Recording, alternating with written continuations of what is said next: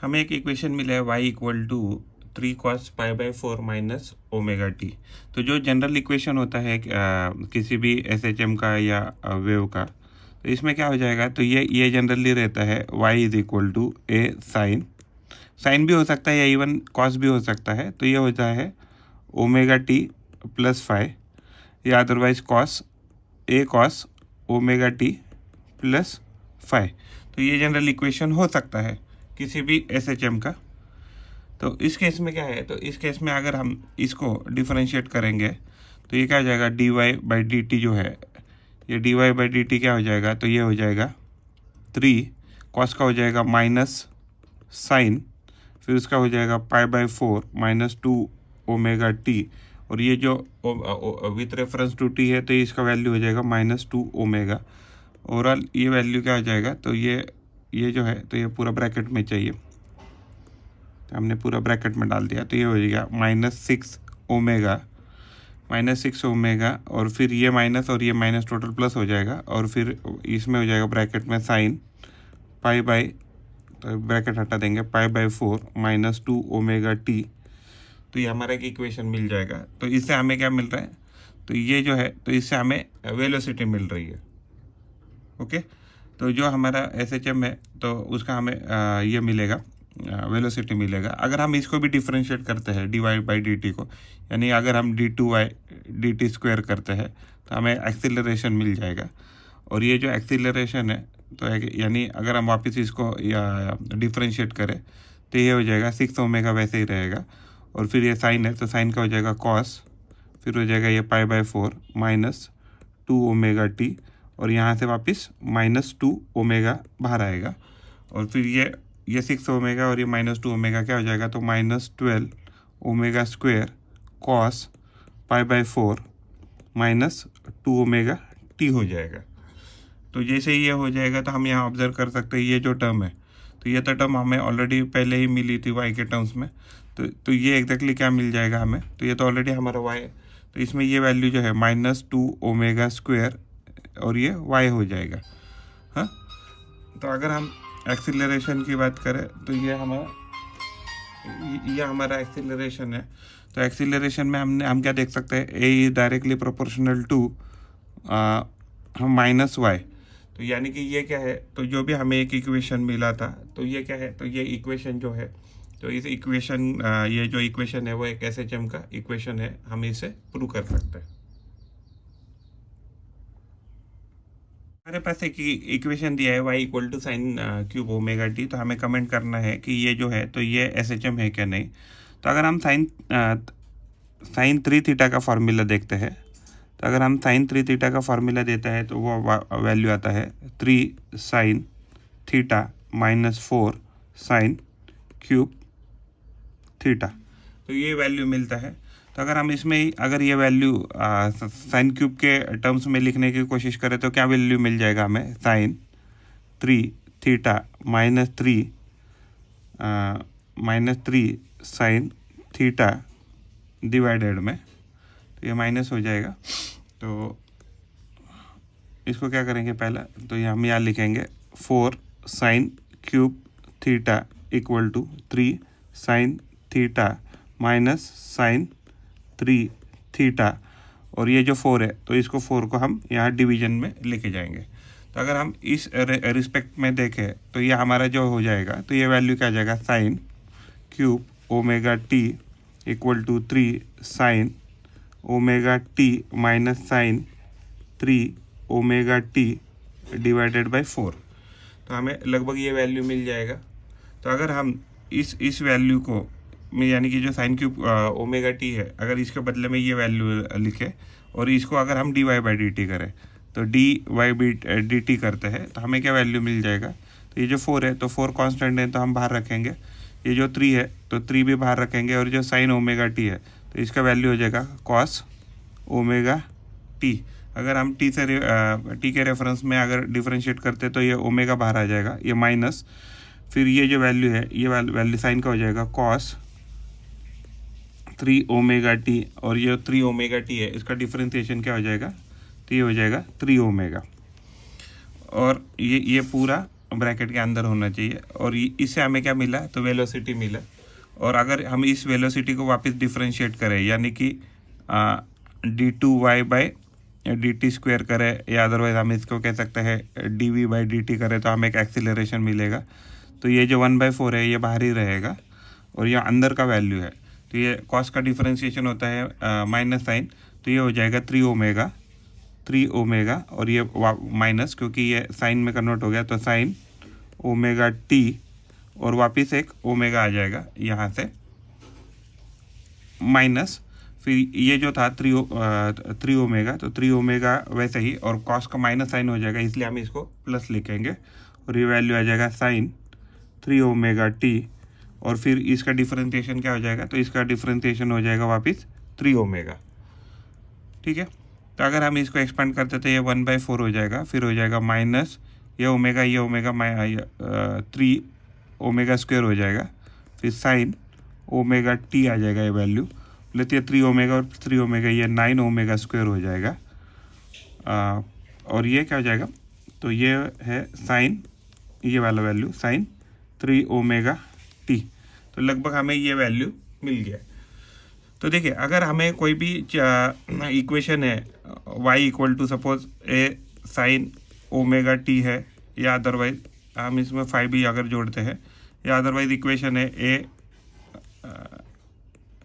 ए cos omega t plus 5, ऐसा कुछ equation है। तो अगर हमारा जो ए होता है, एक्सीलरेशन होता है इस पर्टिकुलर इक्वेशन का, तो ये क्या होना चाहिए, प्रोपोर्शनल टू माइनस dx होना चाहिए, माइनस x होना चाहिए। अगर हमने x के टर्म्स में बात करते हैं, अगर मान लीजिए हमने x के टर्म्स में बात किया, तो इस केस में क्या हो जाएगा, तो हमने क्या देखा यहाँ, एक्सीलरेशन क्या होता है, negatively proportional to negative of x, यानी कि जैसे ही अगर आपका एक्सीलरेशन इस डायरेक्शन में है, तो आपका एक्सीलरेशन अगर इस डायरेक्शन में है, तो पार्टिकल का मूवमेंट हमारा उसके अपोजिट डायरेक्शन में रहेगा। या अदरवाइज y के टर्म्स में बात करें, अगर हमारा एक्सीलरेशन इस डायरेक्शन में है, तो हमारा y का मूवमेंट इस डायरेक्शन में रहेगा। वैसे ही अगर हमारा एक्सीलरेशन इस डायरेक्शन में रहेगा और y का जो पार्टिकल है, पार्टिकल का अगर मूवमेंट इस डायरेक्शन में रहेगा, तो इस पर्टिकुलर केस को हम क्या कह सकते हैं, इस पर्टिकुलर केस को हम SHM कह सकते हैं। लेकिन अगर हम इस केस की बात करें, तो यहाँ हमें ऐसा कोई टर्म्स नहीं मिल रहा है, तो यहाँ हमें ऐसा कोई टर्म नहीं मिल रहा है कि जिससे ये डिक्लेयर हो जाए कि जो एक्सीलरेशन है वो acceleration is directly proportional to negative of x। तो यह हमें दिख नहीं रहा है, तो हम इसके वजह से हमें ऐसा नहीं कह सकते हैं कि ये जो पार्टिकल है वो SHM कर रहा है। तो यह हमारा इसका सोल्यूशन हो जाएगा।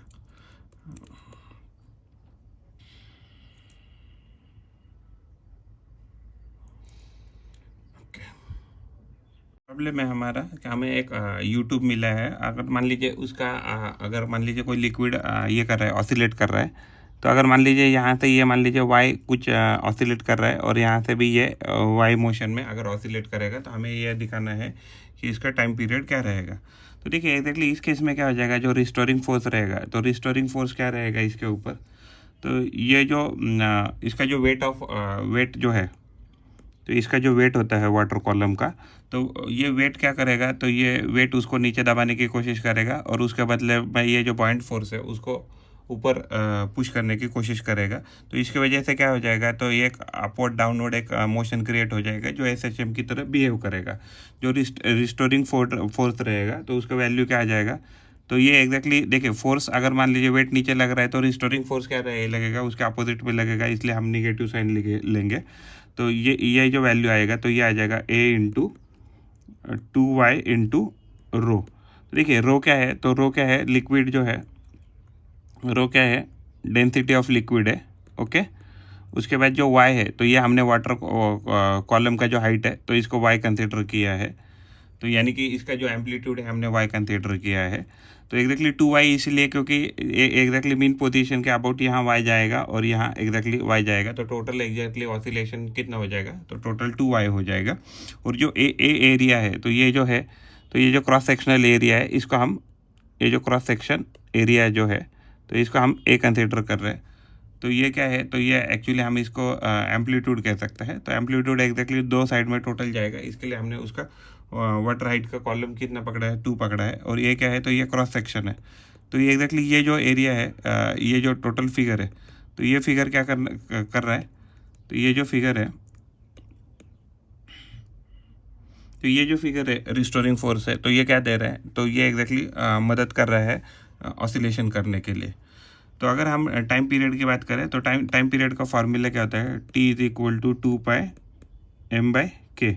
देखिए अगर हम मास की बात करें तो मास में क्या हो रहा है कि जो मास है, टोटल जो वाटर का मास है वाटर कॉलम का, तो वो मास क्या होता है, देखिए डेंसिटी क्या होता है, density is equal to mass by volume. तो यानी कि इसका मतलब क्या हो गया, mass is equal to density into volume.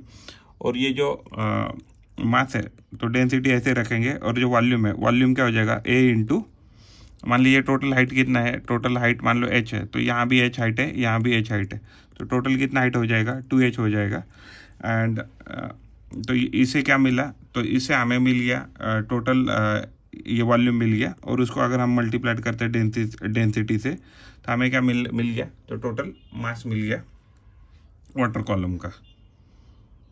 ठीक है, तो अगर हम इसको इक्वेट करते हैं, और जो अगर हमारा रिस्टोरिंग फोर्स है, तो अगर हम इसमें ये वैल्यू डालते हैं, तो देखिए यहाँ से एग्जैक्टली ये F क्या होता है, रिस्टोरिंग फोर्स जो होता है -kx के बराबर होता है। इससे अगर हम ये कंपेयर करने की कोशिश करें, तो हमारा जो वैल्यू आ रहा है, तो ये वैल्यू क्या आ रहा है, तो हमारा ये वैल्यू आ रहा है,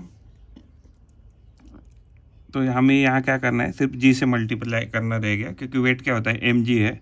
तो ये जो है, तो ये हमने m का वैल्यू निकाला और g से हमने मल्टीप्लाई किया, तो ये जो वैल्यू है -a2ρg, तो ये मल्टीप्लाइड बाय y हो गया, तो ये हमारे लिए क्या हो गया, तो k हो गया, तो ये k का वैल्यू हो गया, और यहाँ से हमने m का वैल्यू निकाला। तो अगर हम टाइम पीरियड में अगर ये यहाँ फार्मूला में ये डालें, तो क्या हो जाएगा, 2π इंटू m। तो m का वैल्यू कितना है, m का वैल्यू है ρa2h, और जो k है, k का वैल्यू क्या आ गया, a2ρg। ओके, तो ये वैल्यू है, तो यहाँ ये रो से रो कट जाएगा, एरिया से एरिया कट जाएगा, 2 से 2 कट जाएगा, और जो हमारा टाइम पीरियड आ जाएगा, ये आ जाएगा 2π इंटू h/g। तो ये हमारा इसका सॉल्यूशन आ जाएगा। एक पार्टिकल का मोशन दिया है, x equal to a cos omega t और दूसरा y equal to a sin omega t. तो हमें बोला है कि अगर ये दोनों पार्टिकल का अगर मोशन पे अगर हमें कमेंट करना है, तो क्या रहेगा दो पार्टिकल के मोशन का। तो अगर हम इसको इसका स्क्वायर करें, तो ये वैल्यू मिल रहा है हमें a² cos² ओमेगा टी। इसका स्क्वायर करें तो ये वैल्यू मिल रहा है y² a² sin² omega T. अगर हम इन दोनों को ऐड करते हैं, तो दोनों को ऐड करने से क्या मिला, ये x² प्लस y² मिल गया, तो x² plus y² equal to a² common निकाला, तो ये cos² ओमेगा टी ऐड हो गया, उसमें ऐड हो गया sin² ओमेगा टी। तो यहाँ से ये value sin² omega T cos² omega T कितना होता है 1, तो हमें ये वैल्यू मिला a²। तो x² प्लस y² का वैल्यू क्या आ गया, a² आ गया। इसका मतलब ये जो इक्वेशन है, ये किसका इक्वेशन है, तो एक सर्कल का इक्वेशन है। सर्कल का इक्वेशन क्या होता है, x² plus y² equal to r², ऐसे भी हो सकता है, या अदरवाइज x, यहाँ क्या है, सेंटर जो है, तो इसका जो सेंटर है, तो सेंटर कहाँ है, 0,0 पे है। लेकिन अगर मान लीजिए अदर देन 0 है, तो 0,0 अगर सेंटर है, तो ये वैल्यू हो जाएगा x minus h bracket square plus y minus k bracket square equal to r², जहाँ सेंटर कहाँ लोकेटेड है, h, k पे। तो जो भी हमारे पास दो पार्टिकल दिए, तो दो पार्टिकल का ट्रैजेक्टरी मोशन हमें एज अ सर्कल की तरह दिख जाएगा। प्रॉब्लम लिया हमने, when a mass m is connected to individually to spring S1 and S2, the oscillation frequency हमें क्या दिया है, V1 and V2, μ1 and μ2 कह सकता है। If the same mass is attached to the two spring as shown in the figure, the oscillation frequency would be। तो देखिए exactly पहले इंडिविजुअली उसको जब लगाया था मास के साथ, तो उसका फ्रीक्वेंसी V1 आ रहा था, जब ये S2 लगा रहे थे तो उसका फ्रीक्वेंसी μ2 आ रहा था। तो इस पर्टिकुलर केस में अगर मान लीजिए दोनों स्प्रिंग अगर एक साथ जोड़े, तो उसका फ्रीक्वेंसी क्या आएगा, तो ये हमें बोला है।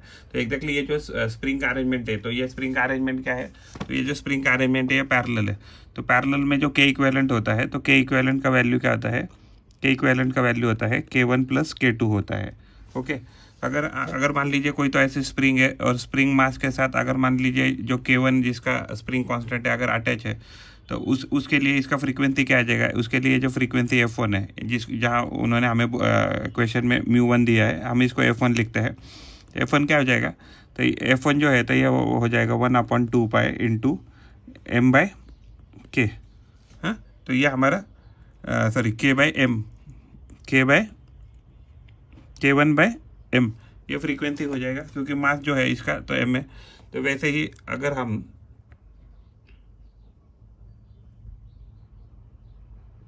तो अगर मान लीजिए वैसे ही अगर हम दूसरा कोई तो मास देखें कि ये मास लगा है और स्प्रिंग क्या है, K2 है, तो उसका फ्रीक्वेंसी जो है तो वो क्या हो जाएगा, F2 is equal to 1/2 pi into K2/m, ऐसा ओवरऑल आ जाएगा। लेकिन मान लीजिए ये जो स्प्रिंग है, तो स्प्रिंग का क्या मास इधर है और यहाँ से एक स्प्रिंग ऐसे लगा है और यहाँ से भी एक स्प्रिंग ऐसे लगा है, तो ये S1 कुछ स्प्रिंग है, ये S2 स्प्रिंग है। तो उसके लिए एग्जैक्टली जो फ्रीक्वेंसी आ जाएगा, तो जो हम इसको फ्रीक्वेंसी टोटल कहते हैं, तो ये एग्जैक्टली क्या आ जाएगा, 1/2 pi into square root of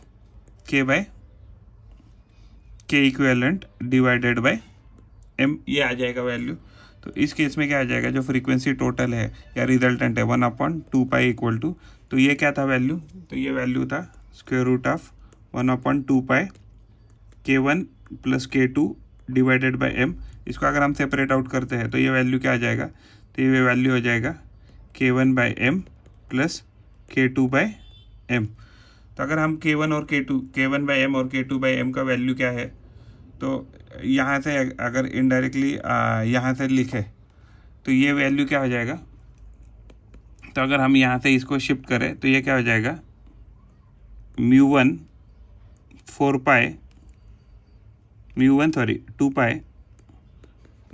2 पाई और इसका अगर हम स्क्वायर करें तो ये वैल्यू क्या मिल रहा है हमें, k/m मिल रहा है, k1/m। वैसे ही अगर हम यहाँ देखें तो ये क्या हो जाएगा, μ2 2 पाई, उसका स्क्वायर करेंगे तो ये एग्जैक्टली यहाँ F2 इक्वल टू 1/2 पाई चाहिए इधर। तो ये क्या हो गया, तो ये जो वैल्यू है, तो ये वैल्यू किसके बराबर आ रहा है, k2/m के बराबर आ रहा है। तो अगर हम ये वैल्यू इसमें प्लग इन करें तो ये क्या हो जाएगा, 1/2 पाई इंटू ये वैल्यू क्या हो गया, स्क्वायर रूट। अगर स्क्वायर रूट से बाहर निकालते हैं तो इसको अगर हम स्क्वायर रूट से k/m का जो वैल्यू है,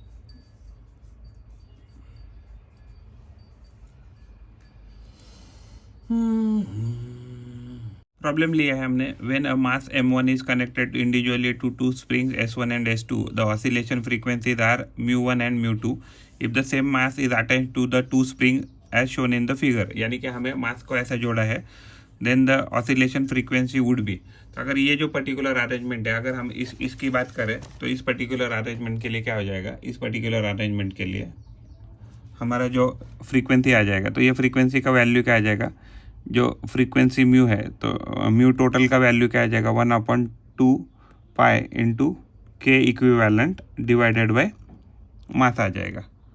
तो अगर हम k इक्विवेलेंट की बात करें तो एग्जैक्टली स्प्रिंग कैसे जुड़ी है, तो स्प्रिंग मान लीजिए पैरेलल में जुड़ी है, तो स्प्रिंग में पैरेलल में जुड़ी है, यानी कि ये मास है, ये स्प्रिंग है, यहाँ भी एक स्प्रिंग है और ऐसे जुड़ी है। तो यानी कि ये k1 है, मान लीजिए ये k2 है, तो ये एग्जैक्टली पैरेलल होने के कारण k इक्विवेलेंट क्या हो जाएगा, k इक्विवेलेंट हो जाएगा k1 प्लस k2 हो जाएगा इसका वैल्यू। तो अगर हम इंडिविजुअली मास की बात करते हैं, इंडिविजुअली अगर मान लीजिए स्प्रिंग अगर जुड़ा रहता था ऐसे या ऐसे, तो ये जो F1 है, यानी जिसको उन्होंने μ1 कहा है, तो इसका वैल्यू होता था 1/2 पाई इंटू k1/m, ये वैल्यू आता था। तो यानी कि अगर हम इसका स्क्वायर करें, तो यानी कि μ1 2 पाई का ब्रैकेट स्क्वायर करें तो हमें क्या मिल रहा है वैल्यू, k1/m मिलेगा। तो इसका मतलब μ1 square 4 pi square equal to k1/m मिलेगा ये वैल्यू। वैसे ही अगर हम और एक स्क्वायर करें तो यानी कि F2 के लिए ये वैल्यू क्या मिल जाएगा, F2 यानी कि μ2 के लिए ये वैल्यू क्या मिल जाएगा, यही वैल्यू अगर हम ढूंढते हैं μ2 के लिए, तो k2/m जो है, तो इसका वैल्यू क्या मिलेगा हमें, μ2 स्क्वायर इंटू 4 पाई स्क्वायर।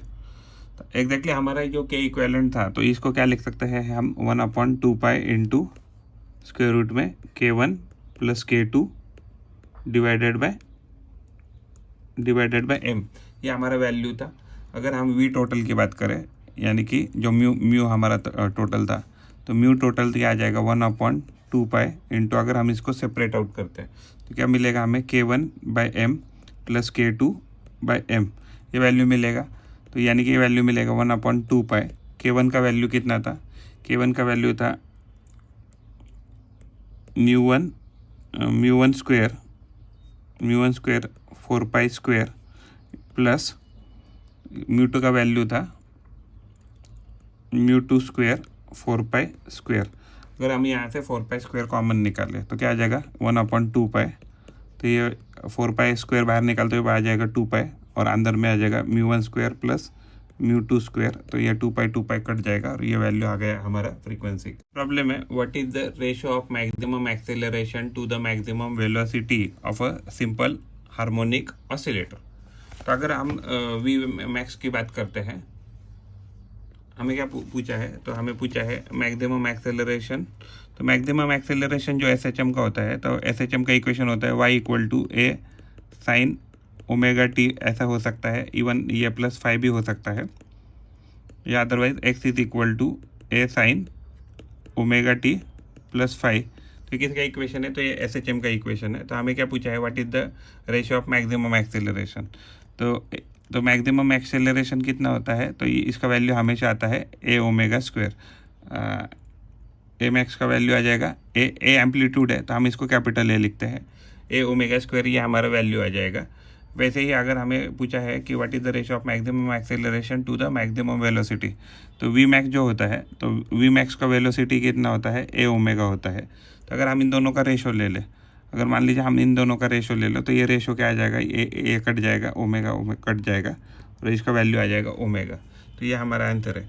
ए मैक्स और वी मैक्स अगर SHM की बात करें और उसका रेशो ले ले तो उसका वैल्यू आ जाएगा ओमेगा। हमने दूसरा प्रॉब्लम लिया है, what is the ratio between the distance travel by the oscillator in one time period and amplitude. तो amplitude and maximum distance travelled है, तो उसका हमें रेशियो निकालना है। ठीक है, अगर मान लीजिए ये हमारा कोई तो ऑसिलेटर है, तो ऑसिलेटर में मान लीजिए ये हमारा रेफरेंस पॉइंट है, तो रेफरेंस पॉइंट से हमारा जो ऑब्जेक्ट है, तो ऑब्जेक्ट क्या हो जाएगा, तो पार्टिकल यहाँ जाएगा मैक्सिमम, तो इसको मैं x डिस्टेंस पकड़ता हूँ, यहाँ से भी मान लीजिए ये x डिस्टेंस जा रहा हो, तो इस x को ही क्या कहते हैं, हम एम्पलीट्यूड कहते हैं, इसको ही हम एम्पलीट्यूड कहते हैं। तो पार्टिकल पहले यहाँ जाएगा तो a डिस्टेंस कवर कर लेगा, यहाँ से वापस मीन पे आएगा तो a डिस्टेंस कवर कर लेगा, वैसे ही यहाँ तक जाएगा तो a डिस्टेंस कवर कर लेगा, और यहाँ से यहाँ आएगा तो a डिस्टेंस कवर कर लेगा। तो टोटल जो डिस्टेंस है वो कितना आ गया, तो इसका वैल्यू आ गया 4a ए। और टोटल एम्पलीट्यूड जो था, तो इसका एम्पलीट्यूड हमने कितना कंसीडर किया है, तो ये है a। तो यानी कि टोटल डिस्टेंस डिवाइडेड बाय, अगर हमें एम्पलीट्यूड पूछा है तो इसका वैल्यू a से a कट गया, तो इसका ओवरऑल वैल्यू आ जाएगा 4। या अदरवाइज हमें अगर amplitude divided by total distance अगर पूछा रहता था, तो ये वैल्यू आता था a डिवाइडेड बाय 4a, तो ये वैल्यू आता था 1/4। a से a कट जाता था और ये वैल्यू आ जाता था 1/4। when will the motion of a simple pendulum be simple harmonic motion। तो हमें क्या पूछा है कि ये जो अगर पेंडुलम कोई घूम रहा है, या बॉब के साथ कोई पेंडुलम है, अगर वो घूम रहा है या रोटेट कर रहा है, मूव कर रहा है, तो ये एग्जैक्टली किस पर्टिकुलर कंडीशन में सिंपल हार्मोनिक मोशन करेगा, ये हमें इसमें बताना है। तो इसमें क्या है कि अगर ये हमने ऑलरेडी एक फिगर बनाई है, तो इस फिगर में क्या है कि देखिए, अगर आप यहाँ देखेंगे तो इस पर्टिकुलर केस में क्या है, तो इस पर्टिकुलर साइड में हमें एक फोर्स लग रहा है, तो वो कितना लग रहा है, तो वो mg sin थीटा लग रहा है, राइट। और यहाँ से एग्जैक्टली नीचे क्या लग रहा है, तो ये लग रहा है mg cos थीटा, एक फोर्स लग रहा है। तो इसमें तो mg cos थीटा तो कुछ रोटेशन करने में मदद नहीं कर रहा है, तो ये जो mg cos थीटा है, तो mg cos थीटा की वजह से एक एक्सीलरेशन आएगा और उसकी वजह से क्या हो जाएगा, एक टॉर्क प्रोड्यूस हो जाएगा। तो ये जो टॉर्क है, तो टॉर्क का वैल्यू, टॉर्क इसको बैलेंस करेगा, तो mg sin थीटा को बैलेंस करने की कोशिश करेगा। तो यानी कि ये जो टॉर्क है, तो यानी कि जो टॉर्क है, तो हम ऐसे कह सकते हैं कि torque is directly proportional to suppose sin theta, g sin theta कह सकते हैं, या mg sin थीटा। तो ये जो हमारा थीटा है, तो थीटा के रेफरेंस में अगर माइनस डायरेक्शन में, मान लीजिए अगर आपका मूवमेंट इस डायरेक्शन में जा रहा है, अगर थीटा इस डायरेक्शन में है, तो आपका जो टॉर्क है तो टॉर्क उसका रिस्टोरिंग टॉर्क उसके अपोजिट में रहेगा। तो हम कह सकते हैं कि torque is directly proportional to minus of theta. यानी इन दोनों में क्या है कि एग्जैक्टली ये क्या है तो रिस्टोरिंग टॉर्क है। तो अभी हम इसको रिस्टोरिंग लिखेंगे, रिस्टोरिंग टॉर्क। तो एग्जैक्टली ये दूसरे के इनवर्सली प्रोपोर्शनल है।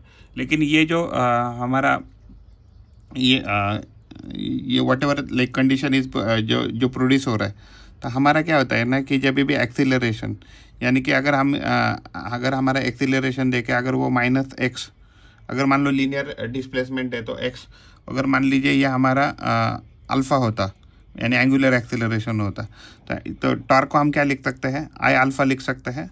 तो I alpha is inversely directly proportional to minus theta. अगर मान लीजिए मोमेंट ऑफ इनर्शिया को कुछ समय के लिए अगर हम कांस्टेंट पकड़ते हैं, तो जो एंगुलर एक्सीलरेशन है alpha is directly proportional to minus theta. तो ये किसका कंडीशन है, तो ये जो है तो ये हमारा एंगुलर जो SHM है या एंगुलर ऑसिलेशन SHM है उसका ये कंडीशन है। तो इससे ये प्रूव हो जाता है कि जब बहुत छोटा एंगल देंगे तो क्या हो जाएगा, तो ये जो पेंडुलम है वो एक सिंपल हार्मोनिक मोशन जो है वो परफॉर्म करेगा। हमने प्रॉब्लम लिया है motion of a ball bearing inside a smooth curved bowl when release from a point slightly above the lower point is. तो देखिए अगर एक बाउल है, बाउल में से एकदम हल्का सा ये जो मान लो ये मिडल पोजीशन, यहाँ से हल्के से एकदम छोटे से एंगल से या छोटे से डिस्टेंस से अगर हम इसको मूव करते हैं तो इसकी वजह से क्या हो जाएगा, थीटा बहुत छोटा हो जाएगा। तो थीटा बहुत छोटा हो जाएगा तो एग्जैक्टली ये जो आर और ये आर ऑलमोस्ट सेम हो जाएगा। और ये स्मॉल डिस्टेंस को हम क्या कर रहे हैं, जो मूवमेंट है उसको हम एक्स कंसिडर कर रहे हैं। तो इस पर्टिकुलर केस में क्या हो जाएगा, इस पर्टिकुलर केस में क्या हो जाएगा कि ये जो यहाँ जब बॉल आ जाएगा तो यहाँ इसके ऊपर एक एग्जैक्टली फोर्स लगेगा, ये फोर्स लगेगा mg sin थीटा लगेगा। और इसकी वजह से ये जो एक्सीलरेशन है तो एग्जैक्टली ये जो एक्सीलरेशन है तो इसका एक्सीलरेशन एक्चुअली मान लीजिए इस साइड में है, तो एक्सीलरेशन और रिस्टोरिंग टॉर्क है तो उसमें क्या रहेगा, एक अपोजिट डायरेक्शन रहेगा। तो हमेशा जो भी एग्जैक्टली पार्टिकल मान लीजिए यहाँ जाना चाहता है, एक डिस्प्लेस करना चाहता है, तो उसके ऊपर लगने वाला एक्सेलरेशन कहाँ रहेगा, उसके अपोजिट में रहेगा। तो हम ऐसे कह सकते हैं ma जो लगने वाला है पार्टिकल के ऊपर वो क्या हो जाएगा, mg sin थीटा के बराबर आ जाएगा। लेकिन अगर हम sin थीटा की बात करें तो sin थीटा क्या आ जाएगा, हमारा opposite side divided by hypotenuse. तो हम एंगल छोटा होने के कारण इसको r कंसीडर कर रहे हैं दोनों को। तो यानी कि अगर sin theta equal to x/r आ जाएगा, तो अगर हम यहाँ इसमें इसकी वैल्यू डालें और जब हमारा थीटा बहुत छोटा होता है तो हम sin थीटा को क्या लिखते हैं, तो थीटा लिख सकते हैं। तो यानी कि हम ऐसे कह सकते हैं कि यहाँ m से m गया तो a का वैल्यू हो गया -g इंटू साइन थीटा। तो साइन थीटा का वैल्यू हम x/r लिख रहे हैं। तो यानी कि क्या हो गया, a equal to -g divided by r into x. तो ये कंडीशन क्या है, तो जब भी हमारा SHM होता रहता है तो x a जो होता है हमारा -ω² x के बराबर आता है। या अदरवाइज हम कह सकते हैं a is directly proportional to -x। यानी कि जो एक्सीलरेशन है और डिस्प्लेसमेंट है इसमें क्या रहता है कि अपोजिट एंगल रहता है। तो अभी अगर हम वैसे देखा जाए तो जो हमारा ω² है तो ω² का वैल्यू क्या आ रहा है, तो ω² का वैल्यू आ रहा है g/r आ रहा है यहाँ से। तो यानी कि ओमेगा का वैल्यू क्या आ रहा है, तो √g/r आ रहा है। तो अगर हम टाइम पीरियड की बात करें तो टाइम पीरियड का फॉर्मूला रहता है 2π × m/k। तो एग्जैक्टली कुछ मास रहेगा। तो ये जो हमारा जो k है तो k से हम इसको ये कर सकते हैं, या अदरवाइज हम इसको लिखने के लिए हम क्या लिख सकते हैं, जो हमारा ओमेगा है तो ओमेगा का वैल्यू क्या आ गया, g/r आ गया। तो टाइम पीरियड का दूसरा फार्मूला क्या है, तो दूसरा फार्मूला ये स्प्रिंग के लिए हो जाएगा। तो ये भी एक फार्मूला है m/k। और दूसरा क्या फार्मूला है ओमेगा का वैल्यू होता है 2π/t होता है। तो अगर हम हमारा जो ओमेगा है तो ओमेगा का वैल्यू क्या है भाई, g/r आ गया। तो टाइम पीरियड जो है तो टाइम पीरियड का फार्मूला हमारा आ जाएगा 2π/ω। तो अगर हम इसको यहाँ प्लग इन करते तो वैल्यू हो जाएगा 2π × √ में ओमेगा का वैल्यू था g/r। तो ये टाइम पीरियड से जो है, इस टाइम पीरियड से हमारा पार्टिकल मूव करेगा।